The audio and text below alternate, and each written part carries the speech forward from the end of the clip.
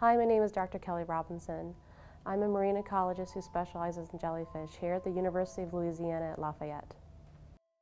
We're going to go out today on the Arborea acadiana to collect data to see if we can understand why these jelly populations may be changing in size. I also bring them back in the lab to do experiments, and then I take what I learned there and I put them into ecosystem models. And this is not only including jellyfish, but also fish, shrimp, crabs, phytoplankton are changing through time. And the reason through this is that if we have these time series, then we can understand how different environmental factors, whether it be temperature or salinity or oxygen or nutrient runoff, may be affecting these different components.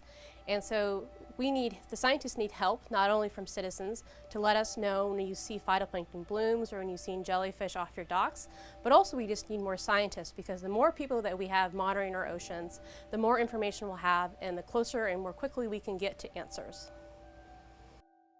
Oh, yeah, so there are a couple different methods. The most basic one is you tie a line to a 5-gallon bucket that you can buy at any hardware store and chuck it over the side and just grab half a bucket with the water. And so that's what we did here today. And that way you know that you're getting the water that the jelly was in. So the first step that you want to do is actually get a bucket that's half full of water. And so what we're going to do, or what you do, is you throw a 5-gallon bucket over the side that's tied off the line and just grab some water from the surface.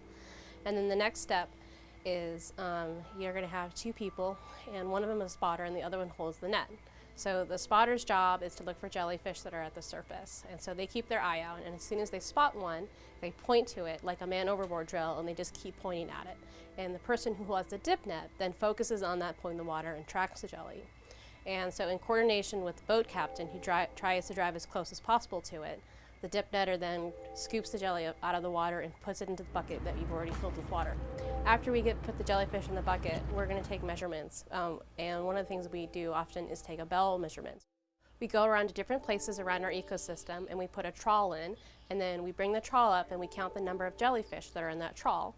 And so then we repeat this method multiple times, and just like multiple scoops, we then can generate an average estimate of the number of jellyfish that are in our ecosystem. Sampling sites are areas where we trawl and go back to these sites repeatedly over time. And what this allows us to do is develop a time series that then can tell us whether jellyfish in the ecosystem are increasing or decreasing. Trawling, and what this is taking multiple samples out of the ecosystem, and we estimate the number of jellyfish. And so we do one trawl, we count all the jellyfish, we do another trawl, we count all the jellyfish, and this allows us to calculate the mean number of jellyfish that are in our ecosystem. The technique of trawling has multiple steps. The first step is you take a large net. In this case we're using a groundfish trawl, which skims right along the bottom of the ocean, and this is typically used to collect shrimp. So to deploy this net, the first thing that we do is we throw out the buoy, and then we throw out the cotton, which is the back of the net, and the net gets fed out at the back of the boat. And then the last part that goes off are the doors and the tickle chain. So all these pieces will then get deployed and they descend to the bottom of the floor. So the reason we want to sample jellyfish by dip netting is that it's the least damaging sampling method. It allows you to be very gentle, and so we don't damage jellyfish, which are very fragile organisms. They're made of 90 to 95% water, so they're very easily torn apart. And so the dip netting method allows us to collect live animals to bring back to the laboratory.